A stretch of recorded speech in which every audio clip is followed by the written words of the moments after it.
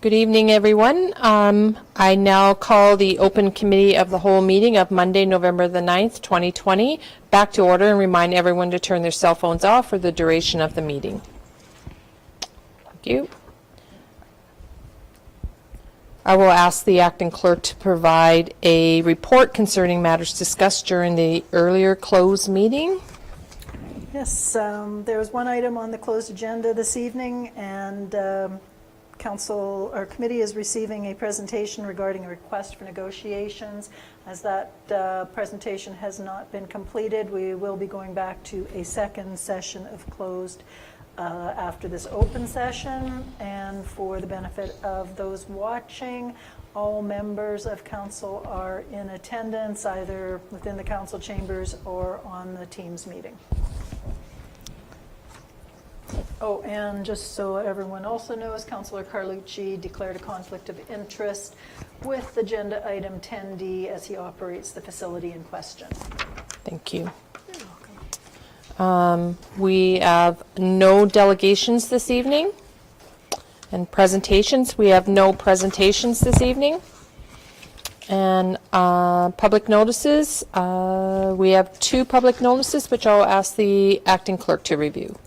Okay, our first public notice is a reminder that retail businesses in the city of Dryden are to be closed until 12:30 p.m. on November the 11th in honor of Remembrance Day. The notice continues by listing the city of Dryden office closures all day on Remembrance Day. Second notice invites public input into the 2021 budget. This can be provided by emailing budgetinput@dryden.ca or by mailing the City of Dryden budget input at 30 Van Horne Avenue, Dryden, Ontario, P8N2A7. Thank you. At this time, we'll begin with staff reports, and I would like to ask Ms. Gillen to present her staff report.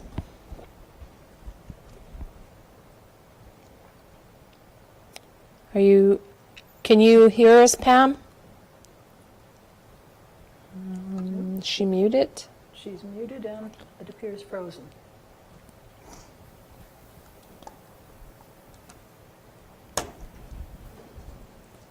Oh, she's not frozen. Oh, not Hi, frozen. Pam, can you hear me? I'm turned on. Pam. My gosh. Oh, she's leaving. She's coming up.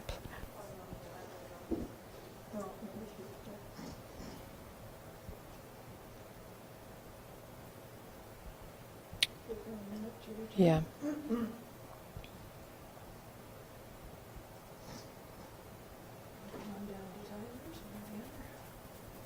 Muted? I can't see it.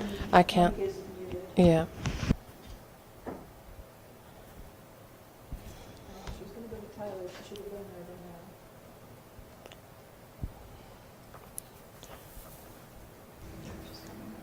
Can we move on to Tyler's?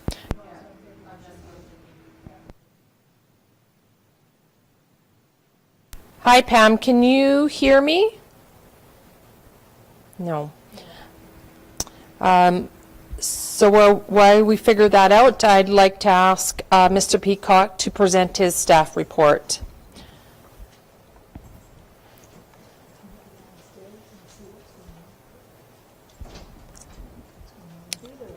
Yeah.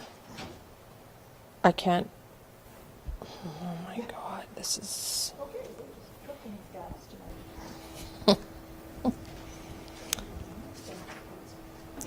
Should I? Yes. Once again, due to problems with our virtual meeting site, we're going to move on to ask Ms. Eiler to present her staff reports. Okay, so I have 2 staff reports. The first one pertains to a letter received from Marie Sear, the general manager of Dryden's Domtar Mill. She advises the mill remains challenged to improve its competitive position and that they're working hard to reduce manufacturing costs, and asks the city to consider reviewing the industrial taxes paid by the mill. In addition to Ms. Sears' letter, I've attached the council resolution from December 2016, wherein council agreed to work with the mill to understand areas where the city might be able to support its competitiveness and to develop a long-term financial strategy to consider measures to reduce industrial taxes per ton of production, resulting in the mill having a competitive municipal obligation among its competitors. The recommendation of this staff report is that council provide direction to staff regarding Domtar's request. Thank you. Councillor Bush. Yes, through the chair, council just had this letter for a short period of time and really hasn't had an opportunity to discuss it in detail. And I would suggest that we need just a little bit of time to formulate an appropriate response to the request for Domtar, and we'll get back to them shortly. Okay, Thank you. thank you. And then we'll move on to staff report. Sure. The second Second. report recommends council authorize the execution of a one-year extension to the private parking lot enforcement agreement between the City of Dryden and the Keewatin-Patricia District School Board. We currently have a one-year agreement in place for the parking lot at 100 Casimir Avenue, which the city can renew for 1 year by providing written notice to the school board no less than 90 days prior to the agreement's expiry date. And this would mean that a renewal would have to take place by December the 5th. The city and the board would like to continue the agreement, and due to the proposed changes to parking restrictions within the City of Dryden, the parties have agreed that it makes sense to renew the current agreement for 1 year, so the changes resulting from the new regulations can be put into a new multi-year agreement with the school board later in 2021. And I'm just wondering if there are any questions about this. Any questions at all from council? I just want to confirm that council can hear me. Yes, nods. Thank you. Thank you so much. So there is a bylaw that will be going forward to the November 23rd council meeting, I believe. That On would this be- one? That would be the plan, yes. Perfect.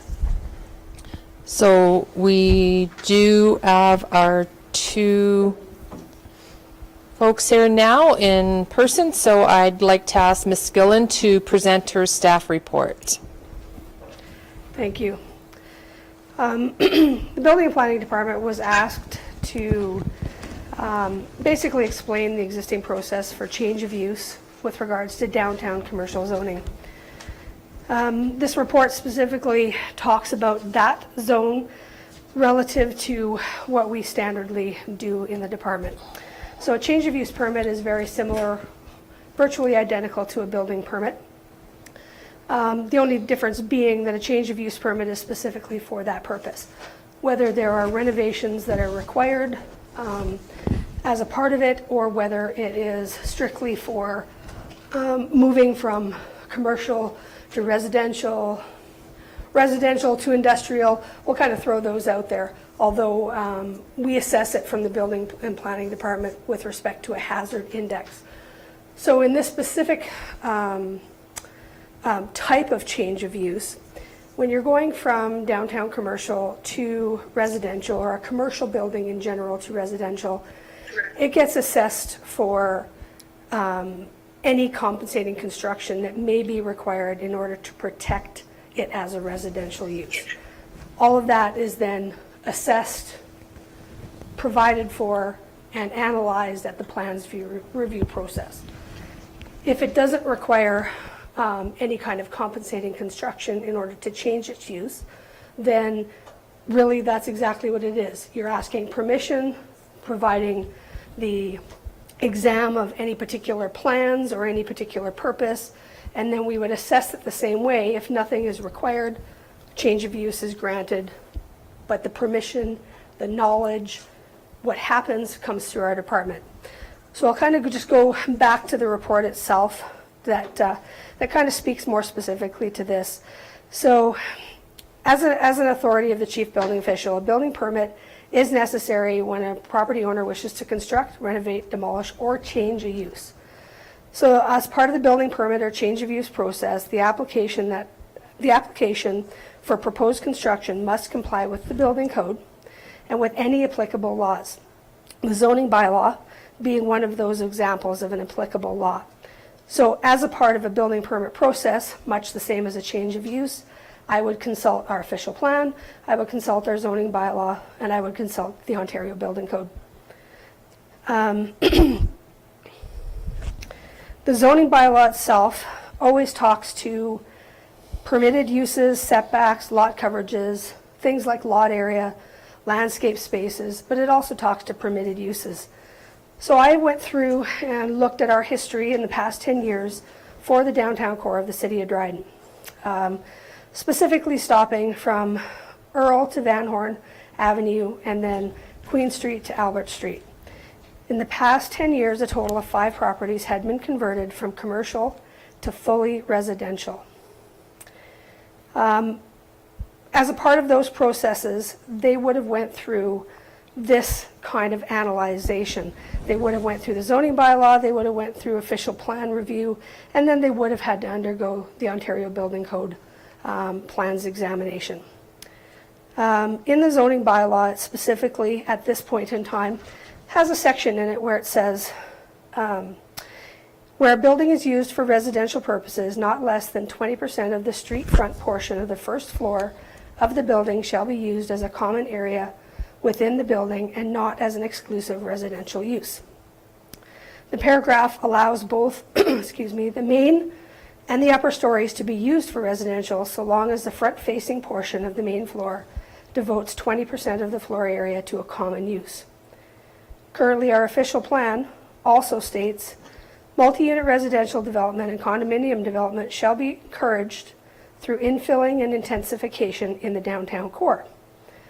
Commercial uses on the street level shall be encouraged. However, multi-unit residential buildings shall be permitted as a principal use in the downtown core. So in both of those documents, which we refer to in every application, currently they speak to the allowance of residential in the downtown core. Additionally, as through the zoning bylaw, we would assess anything else that applies to those properties. So parking being one, provision of adequate parking spaces. If there's anything that changes on the building with respect to a proposed addition or changes to the physical structure of it, those all have to abide by all 3 of those documents as well. Of the properties that we did change over in the past 10 years, 4 of those 5 properties have and already had off-street parking provisions. They were all adequate in number to accommodate all the dwelling units proposed on each of the properties.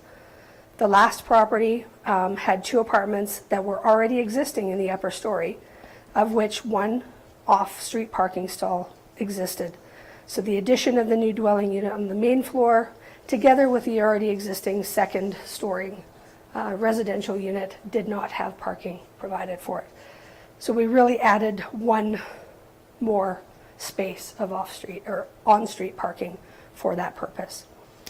I also put into the report that, depending on what council would like, and because we have the opportunity coming up within the next 18 months to 2 years to revamp what we desire to have happen in the community, those things can be investigated if we want to change them, alter them, or leave them alone in that process. So we have that opportunity. That was the gist of the report. If there was anything that you guys had questions on, that council had questioned, please feel free to ask. I would be glad to answer. Any questions? Not see. Councillor Shane McKinnon. Thank you, Madam Chair, and thank you, Ms. Gillen, for your report. As always, it was thorough. I do have a question, and just the backdrop to this, I guess, is that we know that there's housing needs, certainly affordable housing needs, not only in Dryden, but throughout the whole region to address issues of homelessness and poverty. And I know that the more houses or places homes, apartments for rent, there's a domino effect to that, which should help with that situation somewhat.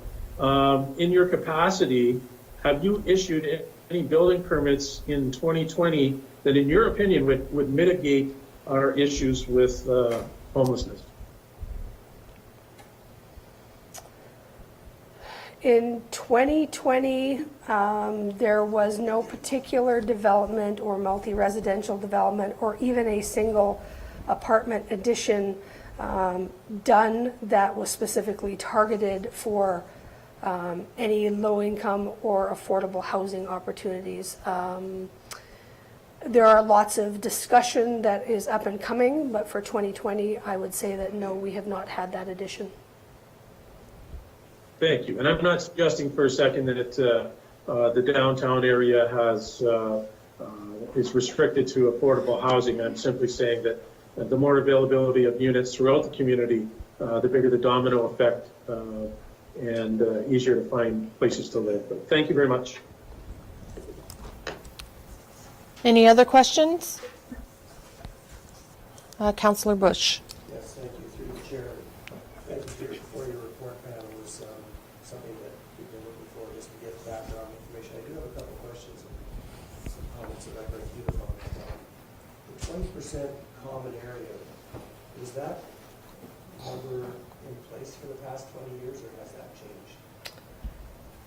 Through the chair, since our update, which was done in 2012, that is for sure the current statement that is included within the zoning bylaw, so it has not changed since then.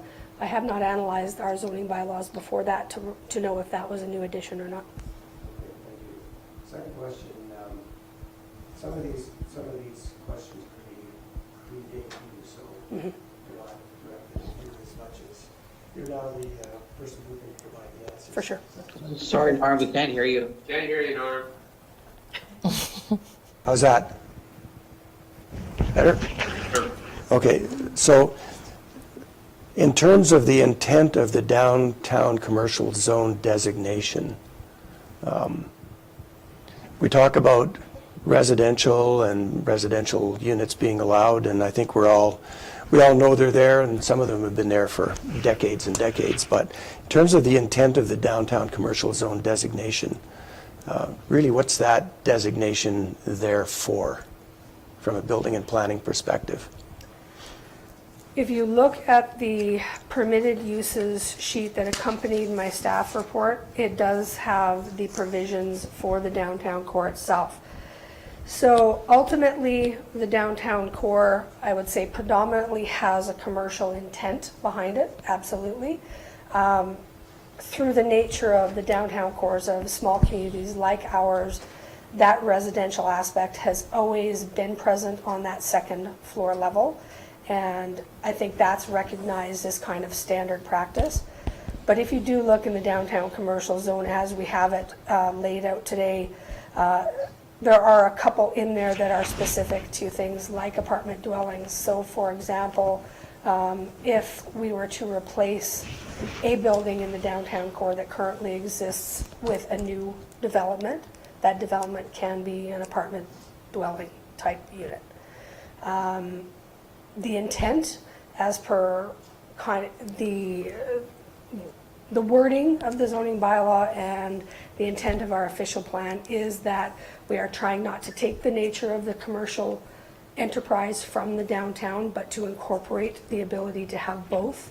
And so it does stay in there together with our CIP, specifically speaking to the fact that we would like to retain as much commercial space on the main floor level at ground level that we can possibly maintain. So I think that's an ingrained conversation that I have with most presentations in front of me with respect to that. But the allowances are there to be able to have residential on the main floor. Yeah, and that, through the chair, that's my understanding as well, which is why we would go to the trouble of having that designation. Not to say you can't have some residential, but in order to preserve a commercial downtown zone. My concern with the bylaw as it's currently written there are two aspects of it that really haven't lived up to the spirit and intent of maintaining a commercial downtown zone. And specifically the 20% common area, which previously, prior to your assuming the CBO's role, was presented to council as that's 20% commercial. And so, for example, council's presented with, and again, this depends on whose hands these things are in, but the bylaw, the way it's written, kind of permits this to happen, and it did happen with the very last facility that you talked about. So council is told that this building is going to be, there's a third apartment going to be added on the ground floor, but there's going to be 20% commercial space, only to find out that it is not commercial space available to the public. It's a 100% conversion with no commercial space. The common area is a coin-operated washer and dryer for the apartment building people only. So the 20% designation, in my mind, is not strong enough to live up to the intent of the agreement as you, or the bylaws you've described it. And in fact, it was circumvented at least one time that I'm aware of, with what I would suggest was misinformation or poor information given to council. And we made a decision based on something that turned out to be incorrect. And so that building, for all intents and purposes, is no longer available for any commercial space. Secondly, the parking spaces per unit, the language to relax that to encourage development, I think also is problematic. Because, again, units are supposed to have their own parking off-street. And that's most people's understanding. And so unbeknownst to council, that relaxation occurred without, because the bylaw is already there and it's allowed, that relaxation occurs, and now we allow people to park on the street as their parking spot, as their designated parking spot. That's problematic all by itself, because parking's at a premium in our downtown commercial zone, which makes it more difficult for people to find parking when they come down to do business. But secondly, it also contravenes what we say in the wintertime for street clearing. We tell people to get their vehicles off the street for street clearing. Meanwhile, we officially tell them that their designated parking spot is on the street. And so those two aspects of this policy, to me, or this bylaw, are problematic. And I think as a council we need to discuss those. If we want to allow the conversion of downtown commercial space to residential beyond the 20%, then we should just acknowledge that. Because the way I feel about the way the bylaw is currently written, anybody could drive a truck through it and basically work out the commercial zone through those two exceptions. It's already been done. It's already been done. And so what's to stop it from happening in the future? So I think if we're going to, again, I think if we're going to maintain the designation of a downtown commercial zone and live up to the spirit and intent of it, in my view, this bylaw needs to be strengthened to support that. Not to restrict the residential, but to make sure it happens in a manner that's consistent with being compatible with a downtown commercial zone. Otherwise, I think what we're going to potentially do is get to the point where we have businesses that are downtown, but we're going to potentially lose our critical mass. And if we lose our critical mass in the downtown commercial zone, people are going to have less and less reason to go down there. And so to me, that affects restaurants, and it affects other businesses that are already active there who are commercial. So, Madam Chair, those are my concerns. Yeah, I can actually voice those concerns as well, for sure. I can understand why people want to live downtown, the appeal of living close to commercial, but on the other end, too, if you're giving up your commercial space in order to have residential, you're losing the appeal. Eventually, it turns into a residential downtown. I would like to see the bylaw going back to being, I'm not sure if it was past 2012, as you said, because you weren't here and neither was I, going back to 50% up and down. That would be the ultimate way of doing it, and I think you see that a lot in other communities and cities as well. You would visit, you would see that the lower is always at a 50% commercial use, and the top part is generally where you would see some sort of residential, or definitely not taken up by you rarely ever see commercial on a second level. And I think my fear is that we would lose our downtown core commercial side, the appeal of being downtown, if it's just turning constantly into residential with that 20%. Even at 20%, what does that really give you for a commercial space? That's Through the chair. So yeah, in response to that, absolutely, if the desire of council is to change that, to try and tighten up some of that ambiguity that is built into it, that loophole, as we can kind of say, to be able to get around some of the commercial space, there is definitely a ton of flexibility, a ton of options that we can certainly do, whether it's changing that percentage, attributing it to specifically commercial space rather than common space, and really tightening up the language in order to really achieve what the city of Dryden would like to have. Definitely the opportunity to do that. There are going to be some changes, both legislated as well as recommended, that will be coming through our zoning bylaw update and our official plan update. So those thoughts, those processes definitely can be applied to it at that time, and we can make those desired changes for our next 5 to 10 years where we would like to see it go to. just for clarification too, Ms. Gillen, when a piece of property becomes available downtown, or if it's already vacant and someone decides to build on it, would that still be part of the 50-50? So if you're down in a certain perimeter of our downtown core and you want to put, you're looking at residential, would this the below level or the street level property be still considered, have to be considered a commercial space? So through the chair, if you go by the permitted uses within that provision sheet for downtown commercial, the very first one is apartment dwellings. Okay. So that in itself can make that property apartment dwellings without commercial space. Okay. Councillor Shane McKinnon. Thank you. Thank you, Madam Chair. I just wonder if it's in our best interest as a council, before we make such drastic moves, I guess, with our bylaws, to hear from, I guess, representation from the Chamber of Commerce or the Downtown Business Association members, if there is such a thing. Perhaps we can hear again from our folks at KDSB about the housing situation in Dryden or the region. I just think that myself, if I had a business that was flagging and I owned a property downtown, I might really resent having to not be permitted to turn it into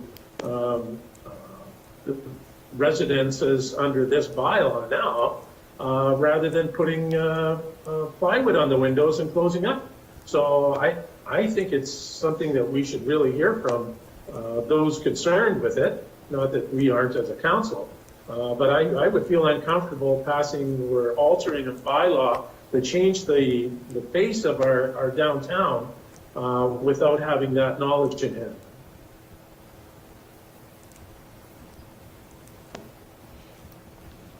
Are there any other questions or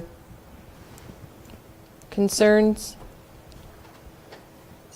I don't see any other. Councillor Bush? Yes, through the chair. Yeah, I do think that it's going to take, to Councillor McKinnon's point, I think it's going to take a bit of a look from a number of different directions, but my concern is we have a bylaw currently in place that's allowing things to happen that are outside of the intent of a downtown commercial zone, because there's some built-in workarounds that are allowing those things to happen, as opposed to them happening under some specific requirements. And so we just need to decide what it is that we want for a downtown commercial zone and what's the best way to achieve that.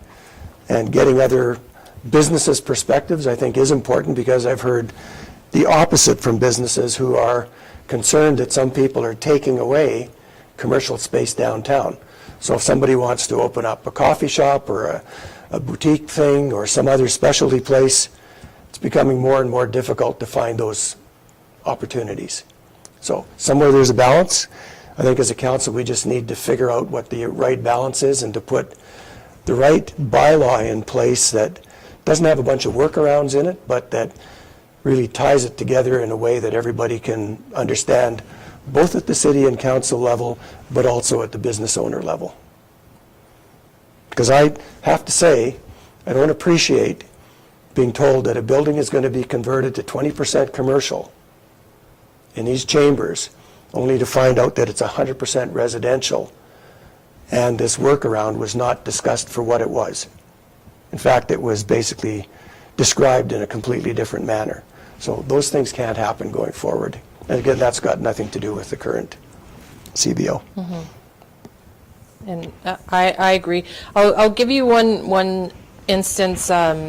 2 years, 3 years ago now, I guess, I was with the chamber on the Win This Space contest that happened, and it was very successful. But one of the things that we did find with downtown, it was very little space, and actually we came across one space where we approached the owner, where we said, we could possibly put someone in this building for you. Would you consider putting your building up as a possible participant in Win This Space? And his response was, well, do I have to sign anything, because I may be able to get rid of this building and go into an apartment? So he had the possibility of being able to put a commercial space in there and chose to do apartments instead. It just gives you an instance, and I know for a fact that it's very hard to find commercial space downtown. There is a lack of it. I had a conversation with a person actually on Saturday for this exact same reason, saying that it was very difficult to find space in the downtown core. So I just think that, yes, we have a lack of housing, of affordable homes in this town, but if you take away from the commercial space that we do have left in our downtown core, you're also going to take away the appeal to come downtown to shop. That's just my opinion. Any other questions, concerns? Roger, sorry. Madam Chair, I think we're looking for staff, looking for some Yes. direction at this point. So, Ms. Gillen has mentioned that we will be launching into an official plan update early next year. That process will provide a mechanism for public consultation. This could be handled through that process, or if council desires the other options to handle. Sorry, we can't hear you, Roger.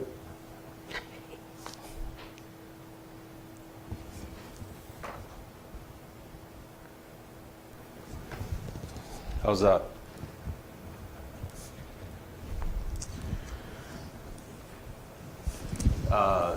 Through the chair. So the question is direction from council. Ms. Gillen outlined the fact that we will be launching into an official plan update early next year. That process allows for public consultation, and this issue could be dealt with through that process. Or the other option for council is to direct staff to bring back proposed changes to the bylaw that may address this particular issue. Consultation wouldn't necessarily be built into that, but we could open it up to some sort of public request for input. Okay.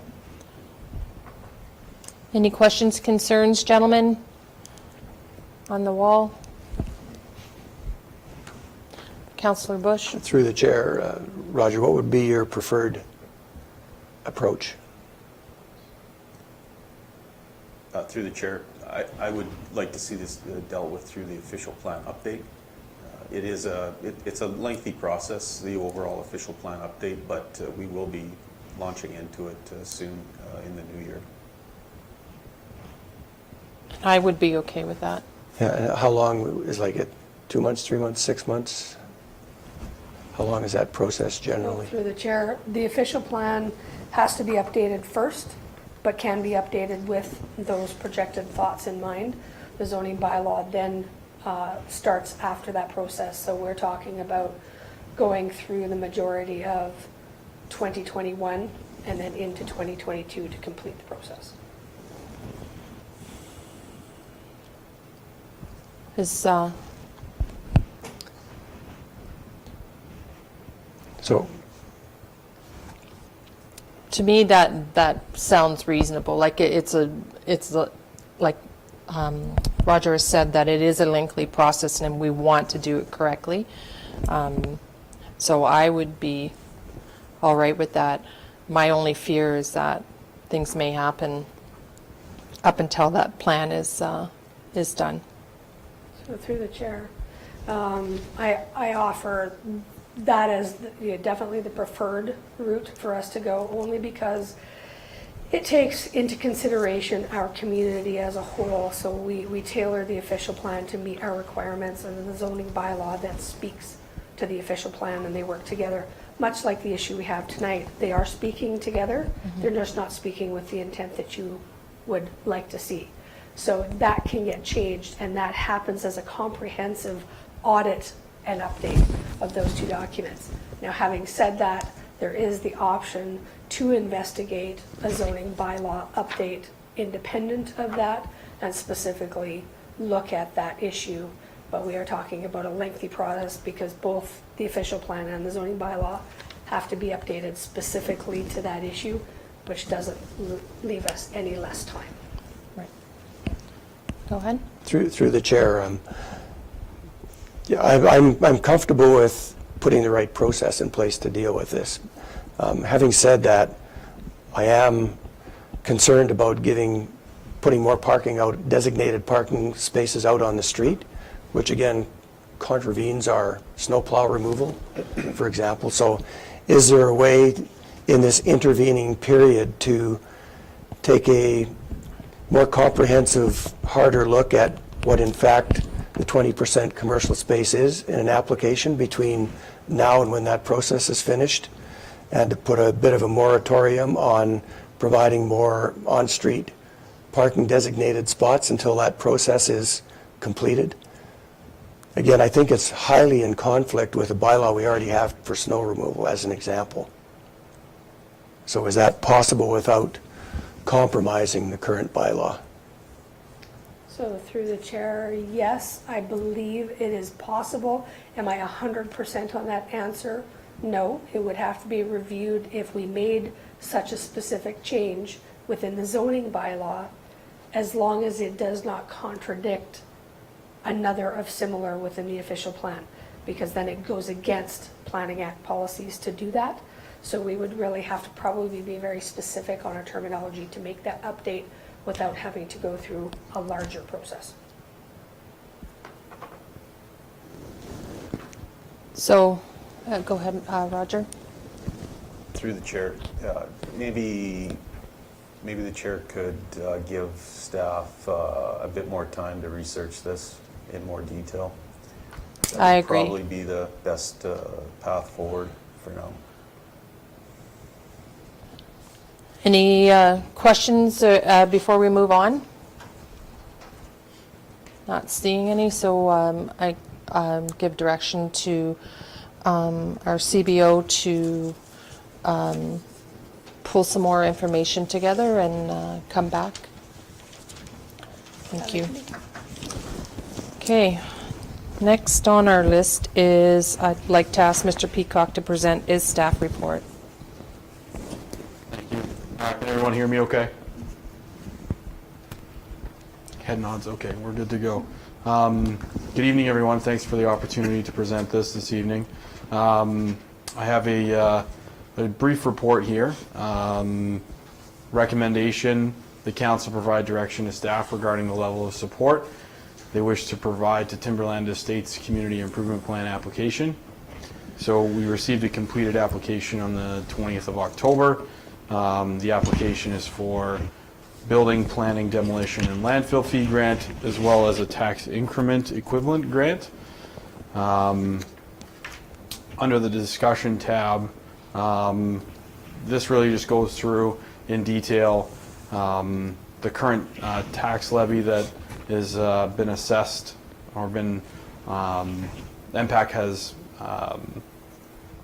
applied to the property, as well as the different incentives that are in place through MPAC's assessment, as well as some legislative changes in the way of our property tax classes. Specifically in January of 2020, the city of Dryden established a new tax class category for multi-residential buildings that are newly constructed. This particular tax class is a ratio based on our residential tax class. This new multi-residential tax class is 1.1 times that residential tax class rate. This particular legislative incentive applies for 35 years. Additionally, the initial assessment of this particular applications, the cost of the building permit in particular, is approximately $26,000.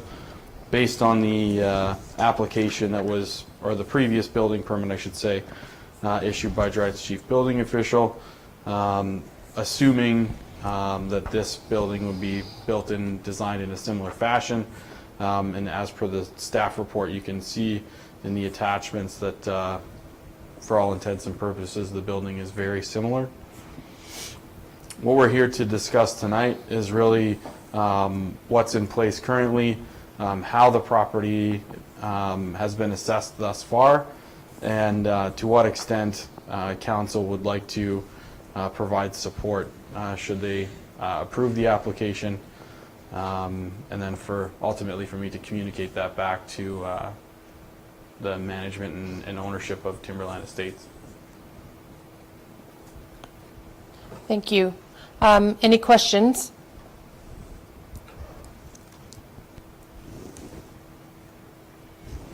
Okay, Councillor Shane McKinnon. Just two questions. First of all, this organization or this the applicant, it's a for-profit organization? To my knowledge, or pardon me, through the chair, to my knowledge, yes. Thank you. And is any portion of this structure building public housing? Through the chair? No. Thank you. Councillor Bush. Yes, through the chair. With respect to this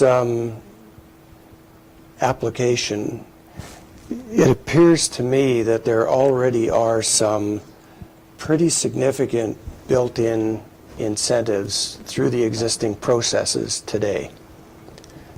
In fact, when you look at the MPAC assessment for a new build and you compare the assessments that they apply against a new build to existing buildings, the new building of an $8 million build or some number like that is probably going to be assessed at about a $1 million level.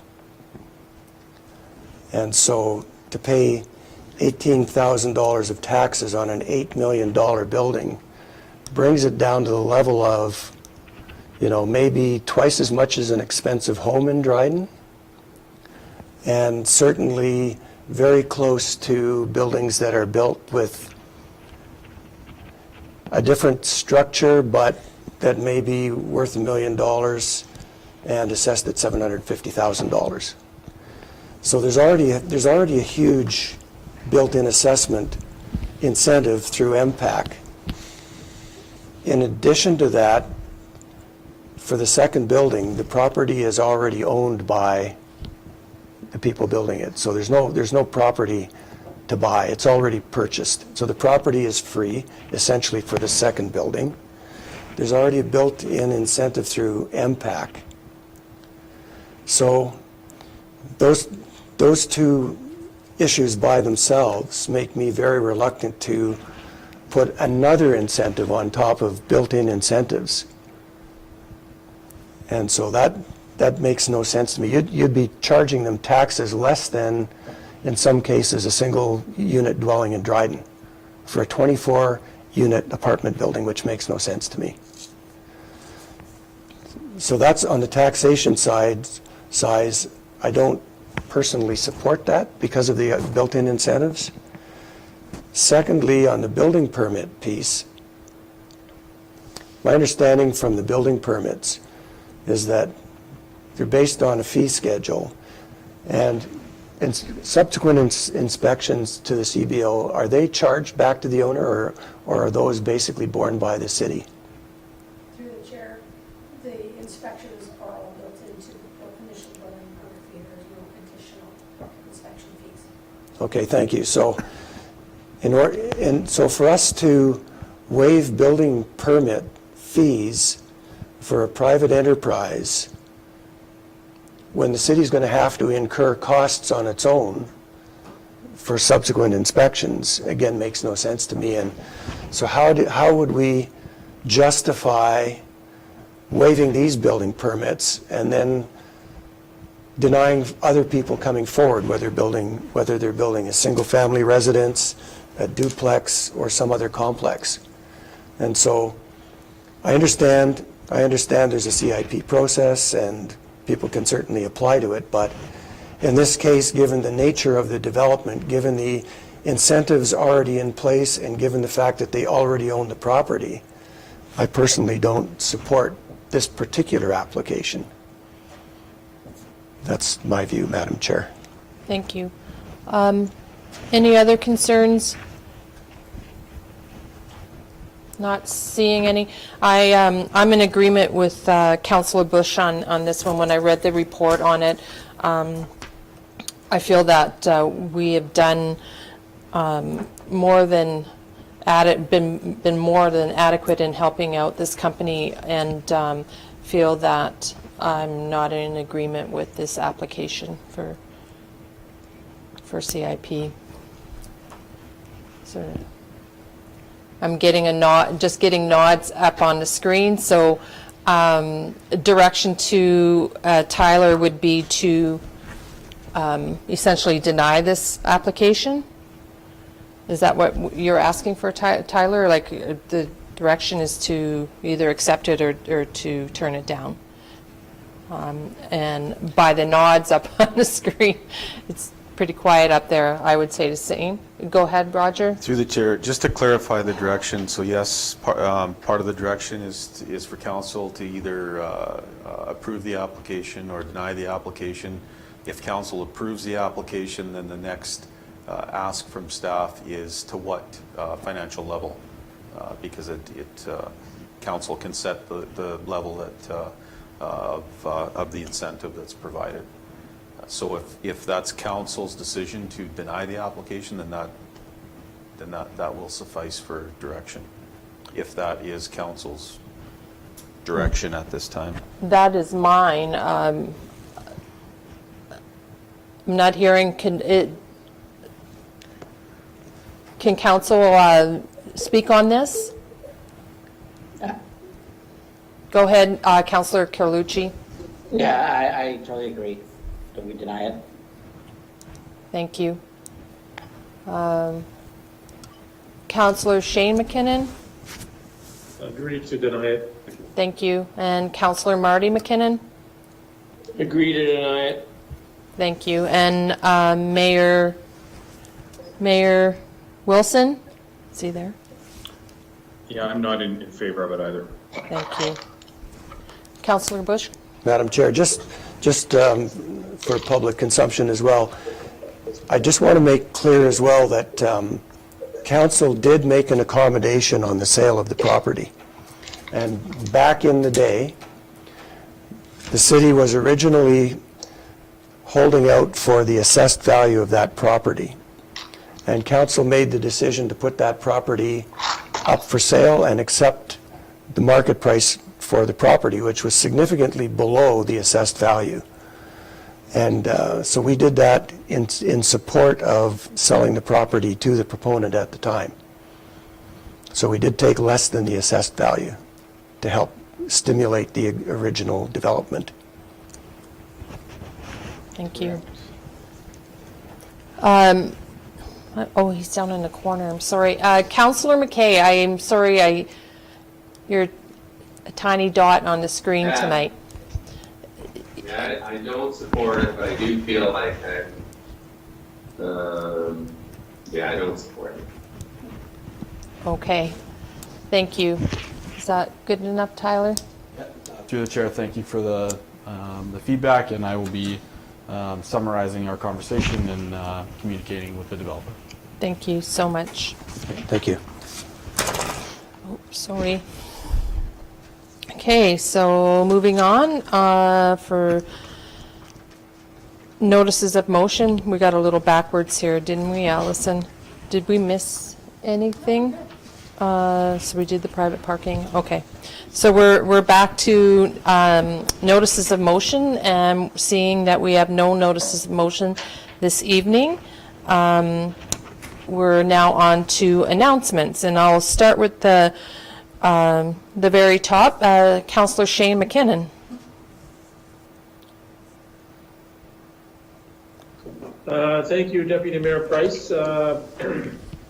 So during this COVID crisis, Council has thanked frontline workers and teachers and transportation folks, healthcare workers, and our own municipal workers, and many more who have kept the wheels really of our community and this country turning. But at this time of year, I think of those who have served and serve in our armed forces.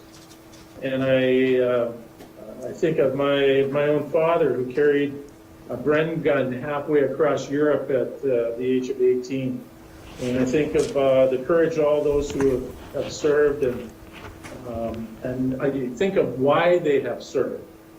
And perhaps one of the reasons is so that we would have the freedom to meet here tonight as a council, that we would have the freedom to disagree or agree without fear or favor, and to build a better community and country. So to all those veterans, thank you, and to those who made the ultimate sacrifice for our freedom, we shall remember them. Thank you. Thank you, Councillor McKinnon. Well said. Councillor Carlucci. Oh, nothing to report, but I do like what Councillor Shane McKinnon said, so well done, Shane.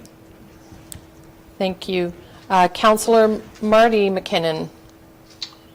Shane said it well, and I totally agree with what he said. And coming from a family that has lots of veterans in it, we choose November 11th to really appreciate those that have gone before us. So thanks for saying that, Shane. I noticed again some questions tonight about homelessness and things that point towards the Kenora District Services Board, and I believe the CAO of the Kenora District Services Board, Henry Wall, will be on the docket for the next council meeting in a closed session to answer as many questions as you have available, so get them ready. Thank you. Thank you, Councillor McKinnon. Mayor Wilson? Nothing in particular for me to say other than my personal opinion, thinking about Remembrance Day, is that it seems to me that over the last few decades we have been gradually losing the ability in Canada to disagree respectfully with one another, and I really don't want to see those freedoms lost, and we need to keep fighting for people to be able to speak freely their opinions. Thank you. Thank you.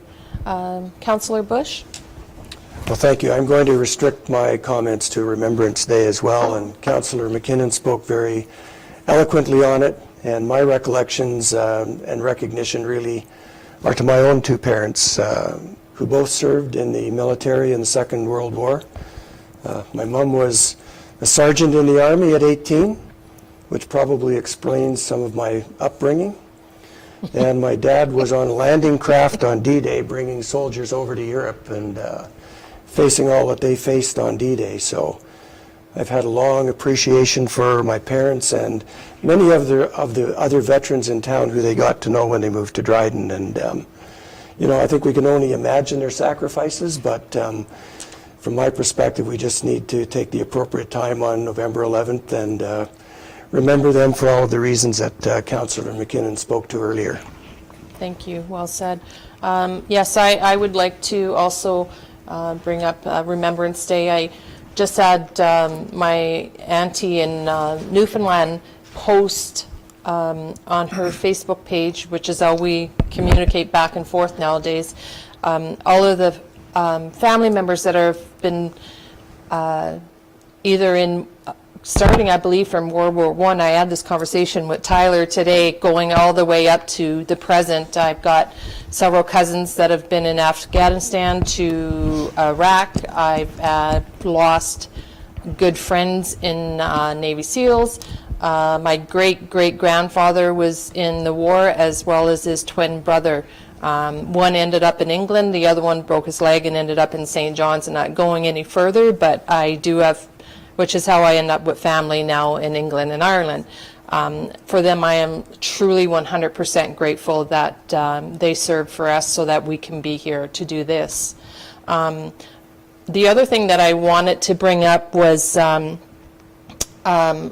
CIP. We spoke about it tonight, actually, and I just wanted to clarify to our town what the CIP is about, because I think that there's some misunderstanding or maybe not clarified on it. So I sat down with Tyler to discuss it today, just to have I have a good understanding, and my hope is that with other businesses understanding how the CIP works, it would do a lot of good for our community. So earlier this year, the City of Dryden modernized our community improvement plan, which is the CIP. And the CIP is designed to promote development and redevelopment, so renos and new development within our community for new businesses and existing businesses in the community. The city offers 14 different financial incentive programs, including grants, tax assistance, and land disposition programs. The programs range in dollar value and support a wide range of eligible projected costs, such as improvements to building facades, signage, landscaping, parking areas, and the provision of affordable housing units, improvements to accessibility, energy efficiency, and full site development. So there is a lot out there available to help with new businesses and existing businesses to continue to stay a business, I guess is the best way of putting it. I do want people to bear in mind, though, that the grants are not for work that is already in progress or completed work. So these are grants that are available for businesses that are in the beginning stages of developing something, whether it's a new renovation or a new business. And I want to thank all of the businesses that have taken this grant and put it to good use. And if any of the applicants or anyone out there that would like to take advantage of this, please talk to our Tyler Peacock or Pam Skillen, and I'm sure that they could help you out in any way possible. Once again, this is a great thing for our community, especially in our business community, and please come forward with any questions that you may have with the CIP program. Thank you. And with that, oh yeah, the little dot. Councillor McKay. He's like Yeah, just disappeared. like said, my computer just died. It's all good, just very helpful or thankful for the great weather we've had in the last couple weeks and no snow, so I hope everyone enjoyed it. Thank you, Councillor McKay. So I guess with that, I'll request the acting clerk to ask for someone to move and second the motion for adjournment. To the closed session. To this oh, that's right, we're going back into the closed session. She's trying. Oh, my God. Yes, I would look for someone to move and second the motion to go back to the closed session, please. That's Councillor Carlucci. And anybody, please. Councillor Bush, thank you. So moved by Councillor Carlucci, seconded by Councillor Bush. The committee do hereby adjourn to a closed session of committee of the whole pursuant to Section 239 of the Municipal Act 231 as amended. For the following reason: presentation, request for negotiations, a position, plan, procedure, criteria, or instruction to be applied to any negotiations carried on or to be carried on by or on behalf of the municipality or local board. Thank you. All in favor? All in favor? So passed. you. Thank you.